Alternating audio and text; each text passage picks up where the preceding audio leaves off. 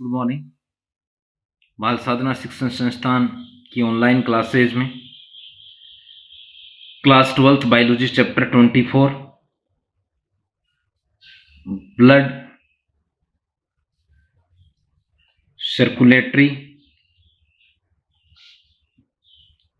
System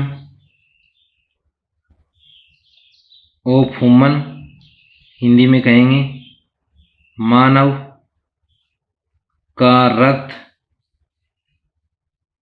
परिसंचरण तंत्र में टॉपिक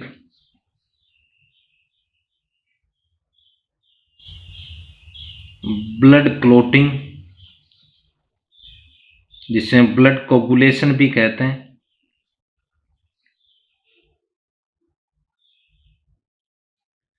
का अध्ययन करेंगे। हिंदी में इसे कहेंगे रुधिर का थक्का, या ये बोल देंगे रुधिर स्कंदन। स्कंदन का भी अर्थ होता है जमना। वंस अगेन, आज हम क्लास 12th बायोलॉजी चैप्टर 24 में टॉपिक्स ब्लड क्लोटिंग का लिए। First of all, blood clotting में कुछ स्पेसिफिक डेफिनेशन हम पढ़ेंगे। जैसे फर्स्ट है क्लोट क्या है, यानी थक्का क्या है। दूसरा है ब्लड कोगुलेशन क्या है। अब ध्यान ये रखना है, तरल संयोजी ऊतक है, पहले हम पढ़ चुके हैं। कहाँ प्रवाह होता है संपूर्ण देह में, किन संरचनाओं में होता है, ब्लड वेसल्स में होता है, रुधिर वाहिकाओं में होता है। परंतु यदि जैसे ही रुधिर वाहिकाओं से ब्लड किसी कारणवश उनके क्षतिग्रस्त होने पर, इंजर्ड होने पर ब्लड बाहर निकलता ब्लड वेसल से और एक जेल लाइक संरचना में परिवर्तित हो जाता है, उसे क्लोट कहते हैं। देखो, ब्लड वेसल्स, रुधिर वाहिकाएं बोलेंगे हिंदी में, से बाहर आते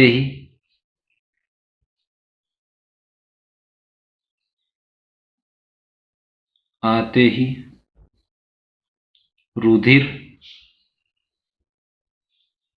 के अवयव दो हम पढ़ के आए, प्लाज्मा व रुधिर कणिकाएं। एक जेल समान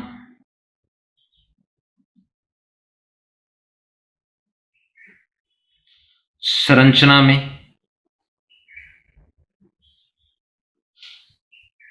परिवर्तित हो जाते हैं,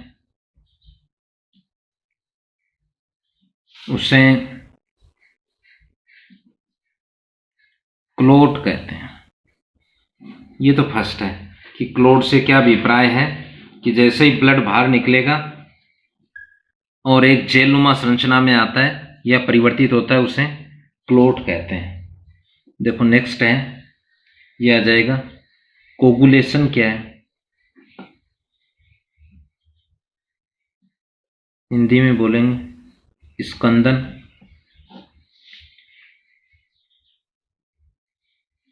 थक्का यानी क्लोट बनने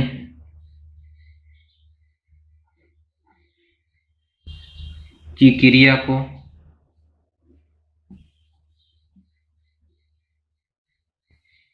स्कंदन कहते हैं। अब देखो नेक्स्ट है, ये प्रक्रिया कैसे संपन्न होगी। मानव के रुधिर में लगभग 13 क्रमबद्ध नाम रखे गए, एक से लेकर 1, फर्स्ट, सेकंड, थर्ड, ऐसे 13 तक। कुछ ऐसे हैं जिनके नाम अलग रखे गए, जैसे क्रिसमस कारक, हेगमेन कारक, वैसे क्रमबद्ध इनके नेम रखे गए फर्स्ट से लेकर 13 तक। वंस अगेन, मानव के रुधिर में लगभग 13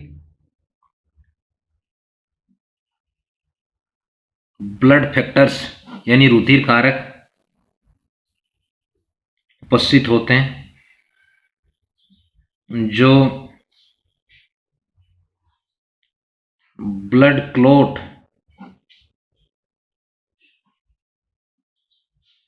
के लिए रिस्पॉन्सिबल हैं।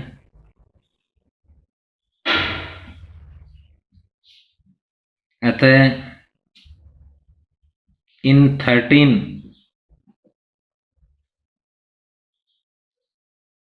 ब्लड फैक्टर्स को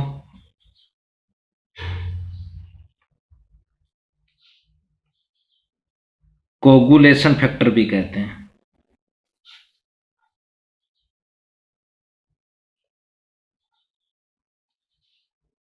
कोगुलेशन फैक्टर भी कहते हैं।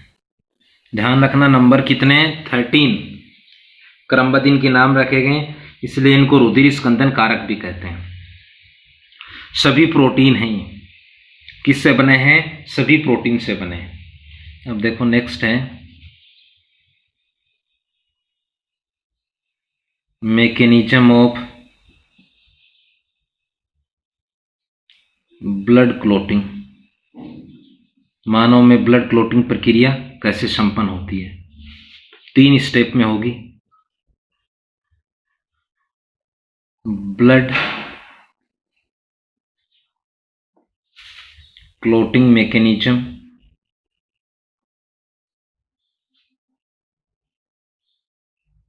completed in 3 steps.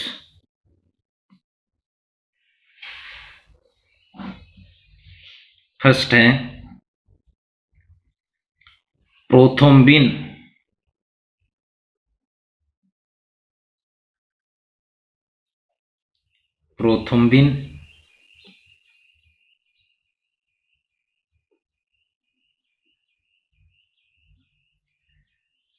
को सक्रिय करने वाले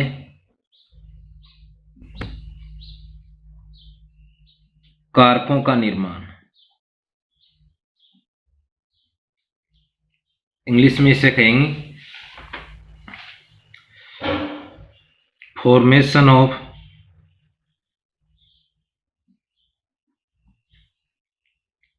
prothrombin activator. First step. Second है प्रोथ्रोम्बिन का थ्रोम्बिन में परिवर्तन, इसे बोलेंगे conversion of prothrombin into thrombin. ये सेकंड स्टेप है। थर्ड है फाइब्रिनोजन का फाइब्रिन में परिवर्तन एवं थक का निर्माण। देखो इंग्लिश में इसे कहेंगे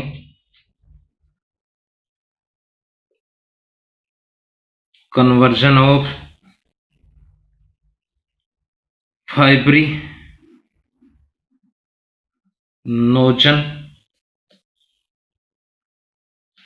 into fibrin and formation of clot। ये 3 स्टेप हैं। इन 3 स्टेप में कहीं पे भी मानव को यदि चोट लग रही है, साधारण चोट लग रही है या घाव हो रहा है या कोई पार्ट क्षतिग्रस्त हो रहा है, सामान्य रूप में छोटी चोट बोल सकते हैं, तो उस स्थान पर करीबन 5 से 7 मिनट पश्चात एक वेब लाइक संरचना का निर्माण होता है, यानी ब्लड क्लॉट हो जाता है। वो प्रक्रिया 3 चरणों में संपन्न होती है। ये थर्ड स्टेप है। फर्स्ट देखो अब कैसे संपन्न होगी। फर्स्ट स्टेप है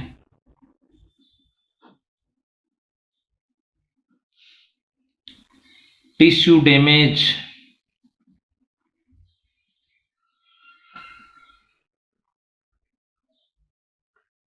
हिंदी में कहेंगे उत्तक क्षति। यानी मनुष्य को जहाँ चोट लग रही है, जहाँ घाव हो रहा है, वहाँ के टिश्यू क्या होते हैं, नष्ट होते हैं, और नष्ट होकर एक स्राव स्रावित करते हैं। उस स्राव का नाम है थ्रोम्बोप्लास्टिन। थ्रोम्बोप्लास्टिन।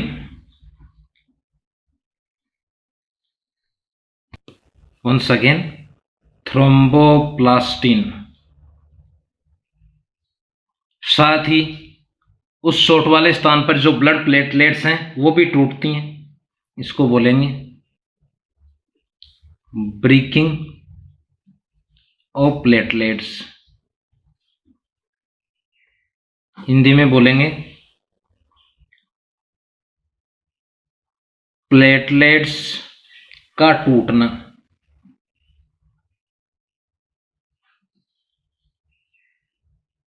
कहाँ टूटेंगी, जहाँ चोट लग रहा है वहाँ के टिश्यू क्षतिग्रस्त होंगे, वो थ्रोम्बोप्लास्टिन का स्रावण करते हैं। और उस चोट वाले स्थान पर ही, ऐसा नहीं कि आरबीसी नहीं टूटेंगे, आरबीसी भी टूटेंगी, बट ब्लड क्लोटिंग से संबंधित कार्य प्लेटलेट्स का है। प्लेटलेट्स टूटकर क्या स्रावित करती हैं, थ्रोम्बोप्लास्टिन का स्रावण करती हैं। ये थ्रोम्बोप्लास्टिन कुछ रुधिर स्कंदन कारक हैं, जैसे ये हैं, कितने हैं, 13 है टोटल स्कंदन कारक। 7th व स्कंदन कारक, 10th व कैल्शियम आयन की उपस्थिति में प्रोथ्रोम्बिन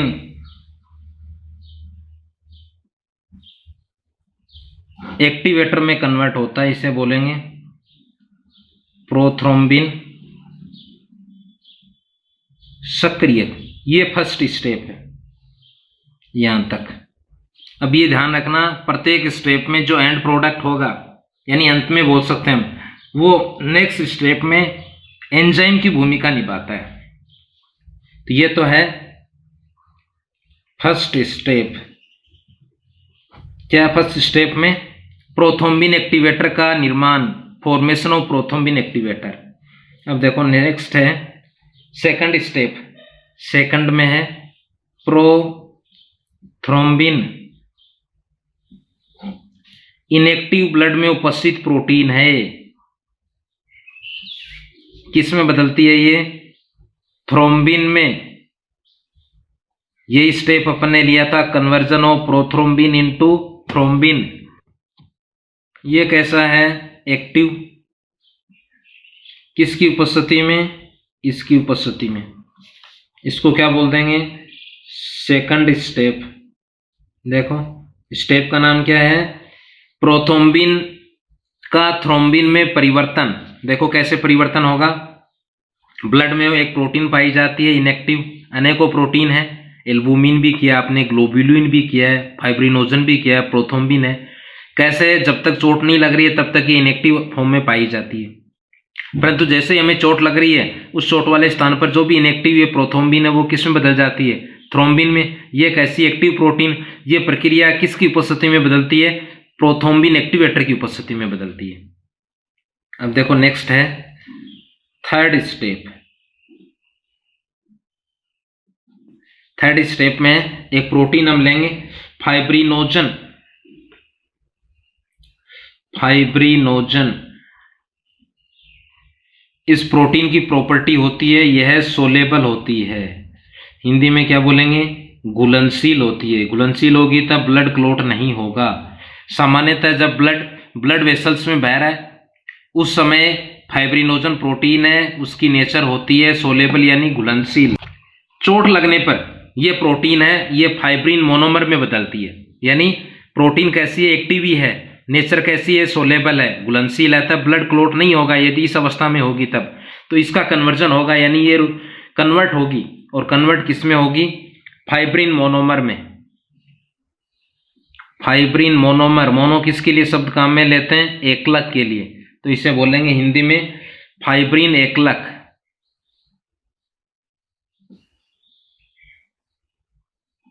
फाइब्रिन एकलक ये कैसा है, इनसोलेबल है।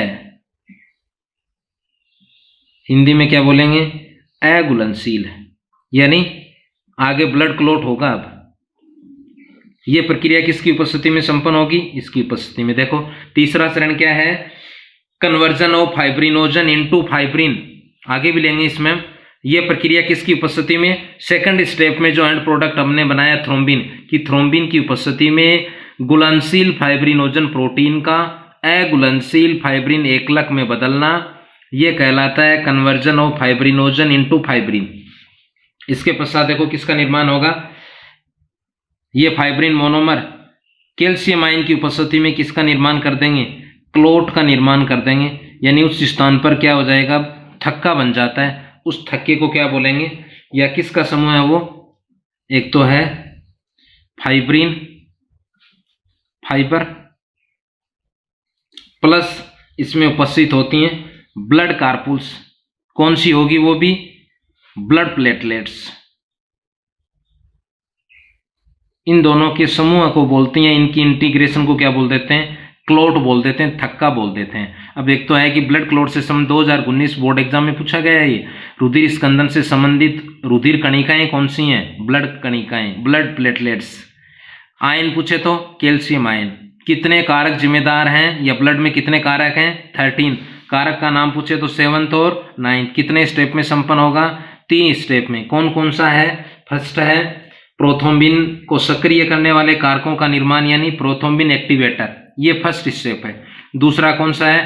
प्रोथ्रोम्बिन का थ्रोम्बिन में बदलना। तीसरा फाइब्रिनोजन का फाइब्रिन में बदलना, वह क्लोट का निर्माण। प्रथम जो में एंड प्रोडक्ट बना वो सेकंड में क्या है? एंजाइम की भूमिका में। सेकंड में जो एंड प्रोडक्ट बना वो थर्ड में क्या है? एंजाइम की भूमिका में।